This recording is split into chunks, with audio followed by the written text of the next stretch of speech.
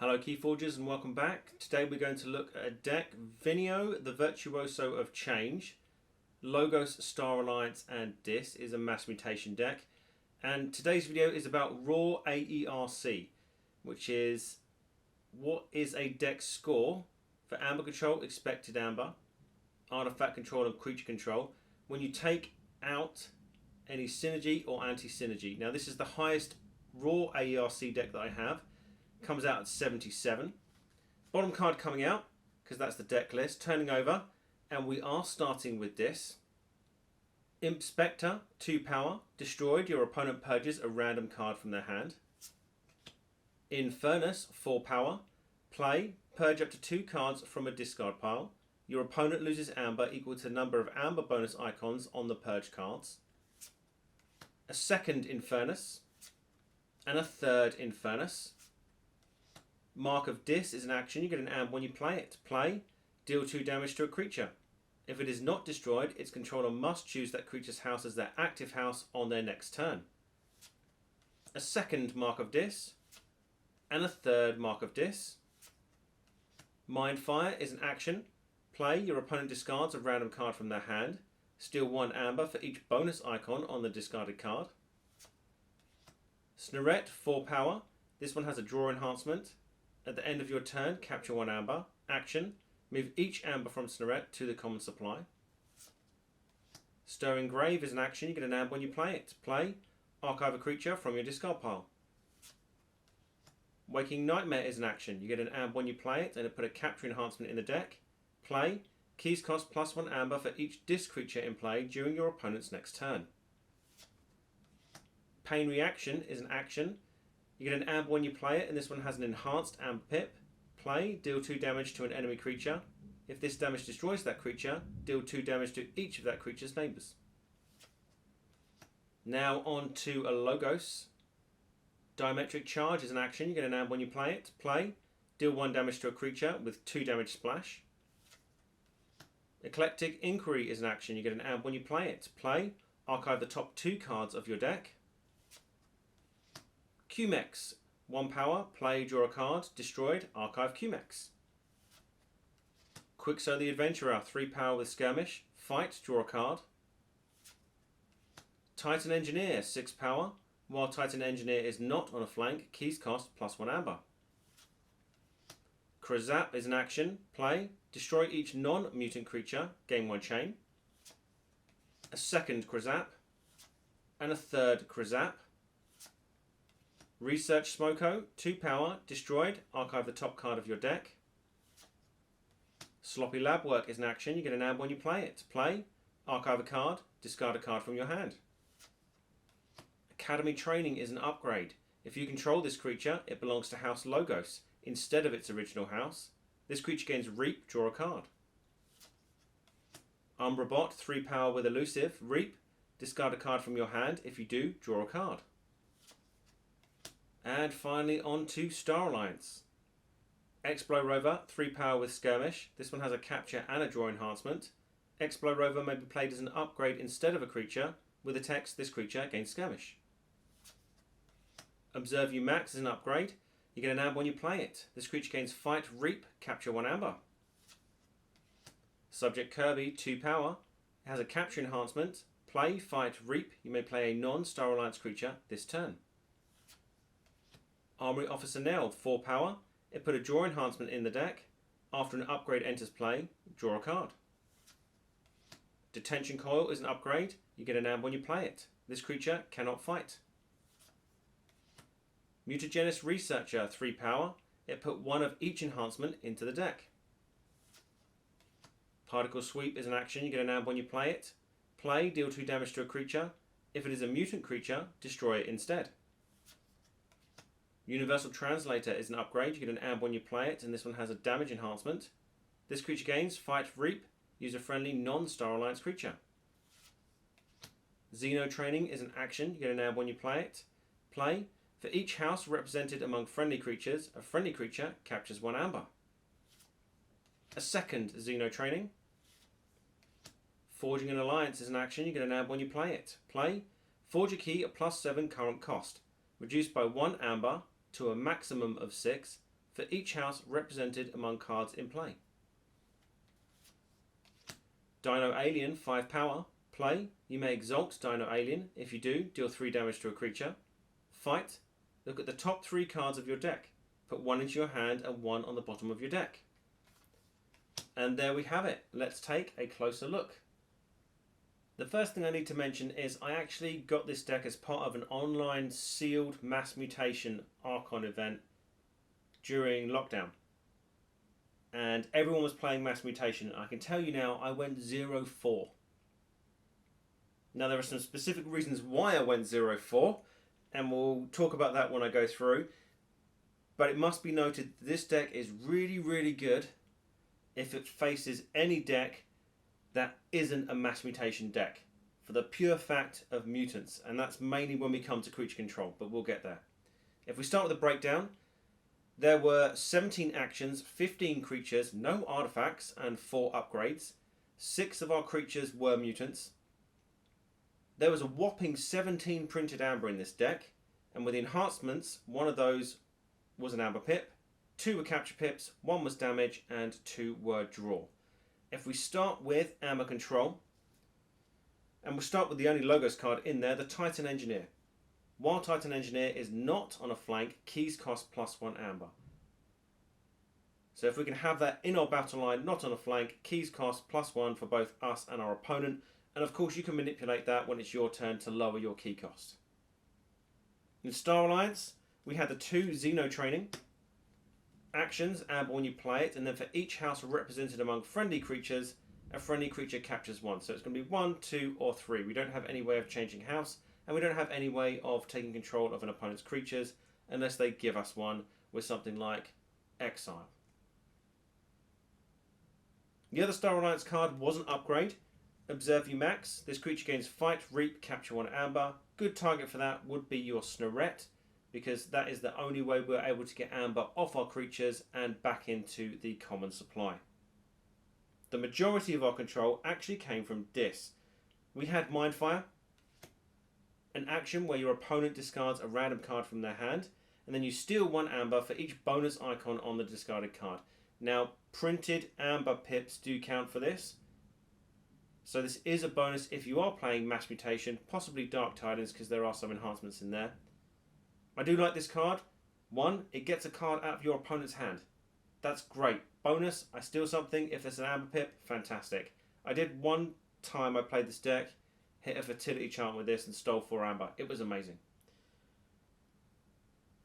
The Snorette is there. Like I said, a good target for your Xeno training. At the end of the turn, capture 1 amber. So at the end of your turn, before your opponent starts their turn and their Forge a Key step, you capture 1 amber. And then as an action, you can move all amber from Snorette to the common supply. So a very good target to capture, because when Snorette would get destroyed, all the amber would go back. So hopefully we can pull that action off before that happens. We had Waking Nightmare. Action. Put a capture enhancement in the deck. Increase your opponent's key costs by +1 for each disc creature in play during your opponent's next turn. So that will change. It's not how many disc creatures are in play when you play it, it's how many disc creatures are in play when your opponent goes to forge a key. And then we had something which I think bumped up the RAW AERC a lot, which was the 3 Infernus, the 3 big boys. Purge up to 2 cards from a discard pile, yours or your opponent's, and then your opponent loses amber equal to the number of amber bonus icons on the purge cards. So again, if you're playing against the Mass Mutation deck, this might be more beneficial. In our deck, we've got 17 printed amber. So at a pinch, something like Pain Reaction is quite a good target. These are very versatile. We do have a way of putting them back into our deck as well and drawing into them a bit quicker, along with speeding up our deck through a bit of efficiency, which we'll look at. So yes, they're horrible to play against, but they're great to have in your deck. Anything that was steel in there can count towards expected amber, but actually, generating amber is mainly through our amber pips and our reap in this deck. There's not much extra generation. I had to struggle to find some. Universal Translator, another upgrade, hit one of those damage enhancements with an amber pip. Gives a creature fight, reap, use a friendly non-Star Alliance creature. So probably put it on a Star Alliance creature, so you can use a Dis or a Logos creature out of house. Possibly to reap with, that would be where the generation comes from. I put Academy Training in there, another upgrade. If you control this creature, it belongs to House Logos. So if you put it on a Dis or a Star Alliance creature, it will make it Logos. So you will only be able to use it if you call a Logos. And it gains Reap, draw a card. So you're more likely to reap with it, which is why I put it in Expecting Amber. Like I said, I'm grasping for straws here, but it's also very much in efficiency with that draw a card. And finally, we had Forging an Alliance. The Star Alliance key cheat. Amber when you play it, and you forge a key at +7 current cost. So if your base is 6, this will be for 13. And then you reduce it by 1 for each house represented among cards in play. If you and your opponent don't share any houses, it's a lot easier to pull off. If you share houses, you're obviously going to limit the amount you can reduce it by. There is no artifact control, but we do have plenty of creature control. We've got that pain reaction in Dis, hit that other enhanced amber pip there, 2 damage to a creature. If it's destroyed, it splashes to either side. We have the Dino Alien, which we can exalt when we play it to deal 3 damage to a creature. It's also got a bit of efficiency in there with that fight ability of look at the top 3 cards of your deck, put 1 into your hand and 1 on the bottom of your deck, that other one returning to the top of your deck. The final upgrade, I believe, that is an actual upgrade, Detention Coil. This creature cannot fight. Particle Sweep is an action, 2 damage to a creature or destroy a mutant creature outright. That does come in handy because in Logos we had 3 Krazap. Now these are considered board wipes if you look at Decks of Keyforge, but it's destroy each non-mutant creature. So like I said, when I was playing on an online Mass Mutation Sealed, me wiping the board didn't really happen because I didn't have a board wipe that worked against mutant creatures. Particle Sweep was great, but it's a single target. This is why playing outside of Mass Mutation, it's pretty much a board wipe for your opponent. There were only a few mutants before Mass Mutation and only a few mutants in Dark Tidings. Not too sure about Winds of Exchange. You get 1 chain for it. Yes, we only have 6 mutants in our deck, but getting rid of Iron Furnaces off the board so we can recycle them around, probably not a bad thing to do. And finally we had Diametric Charge. 1 damage to a creature with 2 damage splash. So we do have some direct damage in there if we're trying to take out those pesky elusive creatures or those low powered shadows creatures with immense reap abilities, which they usually have. But the Krazaps are the main win for that creature control there. Now if we're going to talk about efficiency, we are looking at Star Alliance and Logos, 2 of the most efficient houses in the game. We had Subject Kirby, Play Fight Reap. You may play a non-Star Alliance creature this turn. And it did hit one of those capture enhancements. And then we have Armory Officer Nell. Put a draw enhancement in the deck and then has a passive effect of after an upgrade enters play, draw a card. Now that's on your opponent's turn as well. We have 4 upgrades in this deck, plus we have the Explo Rover, which can be played like an upgrade. So a possible 5 extra draw there with those upgrades.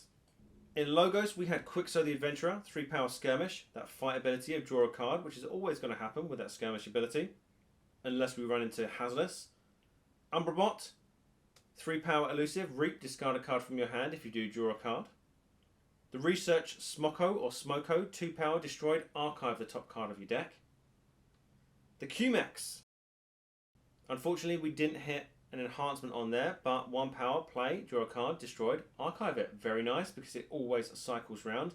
And then we had 2 cards that deal specifically with archiving. Eclectic Inquiry, archive the top 2 cards of your deck, and then Sloppy Lab Work, archive a card, discard a card from your hand. And like I said, Academy Training as well would go in there because it's that Reap, draw a card on there. When it comes to recursion, we had that Cumex, which recurs itself, and then we had the Stirring Grave, archive a creature from your discard pile. Usually, in Furnace, not going to lie, that is the primary target. Disruption, we had all the cards in Dis. So the Infernus would be called Disruption, the Mindfire would be Disruption because it forces your opponent to discard a card. We had the Imp Spectre, 2 power destroyed, your opponent purges a random card from their hand. So a lot of purge from our opponent's deck with the Infernus and the Inspector here. And then we had the card that I call the game-winning card. And we had 3 of them. Mark of Dis. Action, you get an nab when you play it. When you play it, you deal 2 damage to a creature, and then it's a full stop. So you deal 2 damage to a creature. Then, if it is not destroyed, its controller must choose that creature's house as their active house on their next turn. I've seen plenty of games won and plenty of games lost because of this one card. And we have 3 of them. If we can build up our archives and put them in our archives, and we call a house that our opponent hasn't got in play or in their hand, you can pretty much lock them out for a good 2-3 turns. I both love and hate this card, much like I love and hate the Infernus.